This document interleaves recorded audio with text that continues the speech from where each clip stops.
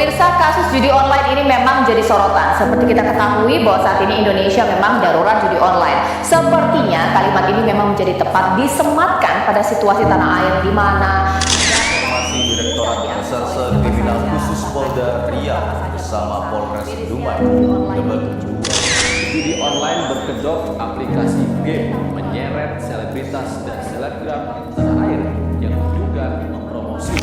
Kian maraknya kasus perjudian online di Indonesia membuat segelintir orang dampaknya, khususnya kalangan menengah ke bawah. Singkatnya, judi online di Indonesia ini mulai marak pada tahun pandemi kemarin. Berdasarkan data yang ada, Indonesia menempati posisi pertama kasus penggunaan judi online. Malu-maluin kan? Selain itu, menurut data PPATK, sudah ada 158 juta transaksi yang bertambah setiap harinya dengan kurang lebih 190 triliun rupiah uang yang sudah masuk ke lingkaran setan bernama judi online ini. Sebenarnya awal-awal viral tuh belum banyak nih main judi online ini. Tapi ada waktu di mana para influencer ini mulai terjun ke judi online ini. Nama-nama kayak Ani Lasso, Denny Cagur, Gilang Dirga, dan Vicky Prasetyo, mereka ini kan punya pengaruh ke dunia entertainment. Game online yang bisa menghasilkan uang atau game online yang bisa bikin kalian mendapatkan sensasi-sensasi kemenangan yang luar.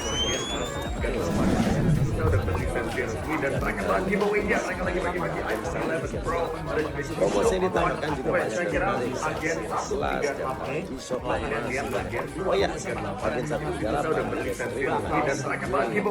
Jelas ini berpengaruh dong kepada perilaku masyarakat yang ada di Indonesia. Mungkin bisa aja orang-orang yang tadinya nggak mau main judi online ini gara-gara promosi ini jadi tergerak. Ya seharusnya sih seorang influencer itu menggunakan pengaruh mereka untuk membuat konten yang menarik dan membangun, bukan malah hal-hal yang negatif. Miris ya. Gak cuma itu, beberapa waktu lalu juga booming nih, di mana mereka promosiin judi online ini lewat scene pro player yang jadi streamer Mobile Legends. XX Toto! GG Toto! XX Toto! PP Toto paling gacor! XX Toto! GG Toto! Sensasional bener! Mizzil sebagai player Mobile Legends juga tahu dong nama-nama kayak Marshall, Luminaire, Antinet, dan Dampi. Mereka juga punya power yang gak kalah besar. PP Toto! PP Toto! Gak harus bikin lu! Gacor banget bosku! Wow, 30 juta. XX Toto! Toto. Pesan G. XX Toto! Gacor! Kepencet 30 juta! Menang berapapun pasti dibayar. Wow! GG Toto! Tempat win pasti dibayar ya GG Toto! Sensasional! XX Toto! XX Toto! XX Toto! Gacor XX Toto! PP Toto paling gacor! PP Toto! Aku padamu PP Toto! Memang PP Toto yang paling... Wey! 10 juta dari XX Toto, pesan cuman di XX. Terima kasih XX RP pun pasti Toto! GG Toto! GTOTO. Emang guys, kalau di GG Toto itu nggak perlu nunggu lama guys. Terima kasih 20 jutanya. Guys, kalian langsung isi top up, isi. Kasus kriminal maupun kasus miris yang terjadi karena judi online ini udah banyak. Mulai dari kerugian aset diri sendiri, bahkan sampai ada diri. Hal-hal yang kayak gini nih yang nggak bisa dihindarin. Selain karena mindset masyarakat yang udah rusak, nganggap istilah kayak gini tuh nabung sama bandar. Kan ya. Sebagai contoh kasus judi online, dilansir dari Rejaba Republika, ada warga bernama Sinta yang rela dimodalin temannya cuma buat dikenalin ke lingkaran setan bernama judi online. Untungnya, si Sinta ini sadar kalau misalkan judi online ini tuh cuma bisa ngerugiin diri sendiri. Selanjutnya, dilansir dari detik.com, ada seorang warga dari Sumatera Selatan yang bernama YAP dengan usia 31 tahun yang mengakhiri hidupnya dengan cara gantung diri di rumahnya pada tanggal 20 Februari 2024. Latar belakang YAP ini mengakhiri hidupnya itu karena YAP ini sering menghabiskan duitnya untuk bermain judi online ini.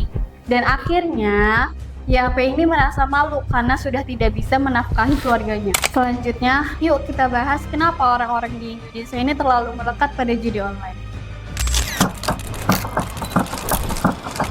Dilansir dari koran Tempo, ada 4 faktor penyebab orang bisa kecanduan judi online. Yang pertama ada faktor ekonomi. Karena pandemi COVID kemarin, banyak orang yang akhirnya mencari jalan pintas agar bisa mencapai kebutuhan sehari-harinya. Bahasa umumnya sih kepepet ya. Selanjutnya tuh ada faktor lingkungan. Sudah bukan rahasia umum lagi bahwasannya tongkrongan sekarang banyak isinya adalah judi online. Eu não quero tocar cover, quem gosta de carniça é urubu. Se tu quer escutar cover, pede pra Alexa tocar pra tu. Aqui é o nosso esquema, não nos limitamos a nenhuma cena. Atitude e coragem de confrontar, pra bangueiragem pode preparar. Aqui você é sempre bem-vindo, seja o que quiser, venha pra somar.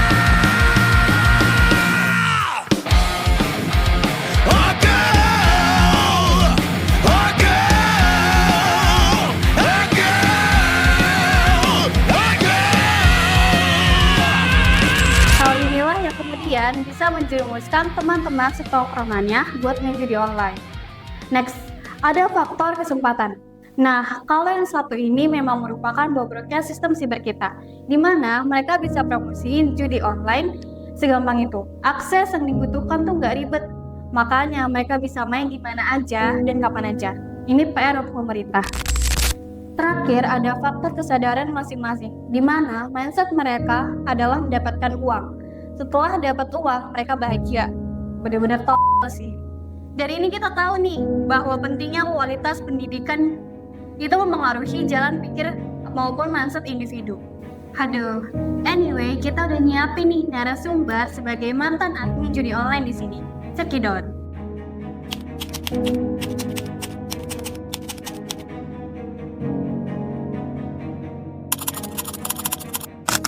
Itu awalnya karena rumah gue di pinggir jalan, jadi waktu itu keadaannya lagi hujan, ada orang tua dan situ gue jadi orang nanya longkar.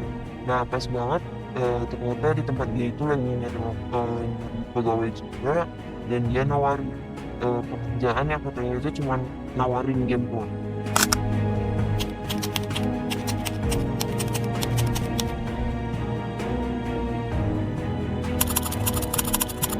Mulai dari Slot itu 2021 bulan Maret, alasannya itu karena gue lagi baru lulus sekolah, jadi emang kayak nyari pengalaman gitu.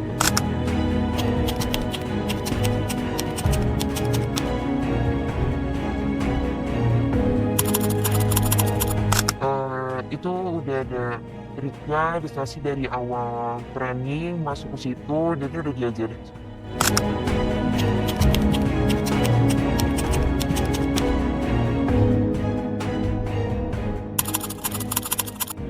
Itu kita beli isi lebih tepatnya di counter-counter yang udah menjualin nomor dan udah diregistrasi.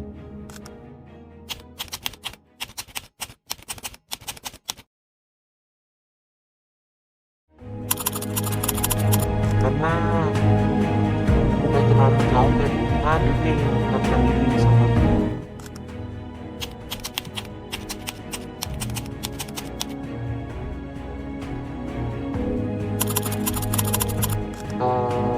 Nggak ada lagi.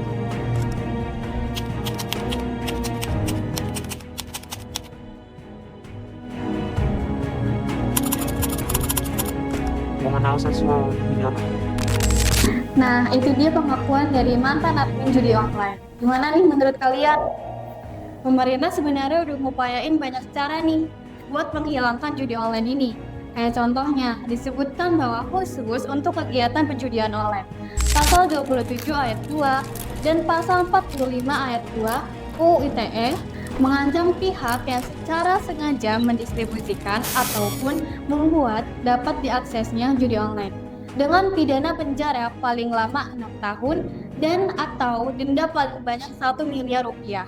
Selain itu, pasal 303 bis KUHP turut mengancam para pemain judi online dengan pidana penjara paling lama 4 tahun dan atau denda pidana paling banyak 10 juta rupiah. Kominfo juga telah melakukan pemutusan akses konten penyebaran konten judi online atau takedown pada 846.047 konten perjudian online selama 2018 hingga 19 Juli 2023.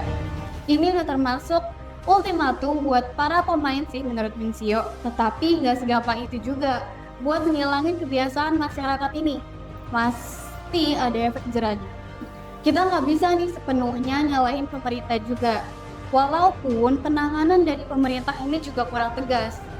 Dijelaskan juga nih oleh Sigito Cadi, sosiolog Universitas Nasional, bahwa faktor merebaknya judi online ini dikarenakan oleh negara-negara yang sudah melegalkan judi, misalnya Kamboja, Filipina, dan Vietnam. PPATK mencatat pada tahun 2022 sampai tahun 2023 dapat diidentifikasi sebanyak 3.295.310 orang masyarakat yang berpartisipasi dalam permainan judi online dengan total deposit sebesar 34,51 triliun. Sejak 2017 hingga saat ini total sebesar 500 triliun perputaran dananya. Fantastis bukan? Kita perlu nih mengkhawatirkan nasib generasi muda ke depannya. Apakah mencari kekayaan instan seperti ini merupakan cara yang tepat? Pastinya enggak. Bagaimana Indonesia ingin maju jika para generasi mudanya yang masih tergiur oleh iming-iming kekayaan instan? Jadi, mari kita tingkatkan lagi literasi digital dan wawasan penggunaan teknologi yang baik. Jangan mudah terpengaruh oleh iklan-iklan bodong dari influencer, gamer, dan public figure semata. Jangan mudah untuk termanipulasi oleh media sosial dan teknologi. Selain itu, pemahaman agama pun juga perlu diperkuat. Orang cenderung melakukan segala cara tanpa memedulikan larangan yang sudah dicantumkan dalam agama. Dengan pengetahuan dan keyakinan agama yang kita miliki, kita tidak akan mudah terjerumus ke hal-hal yang buruk.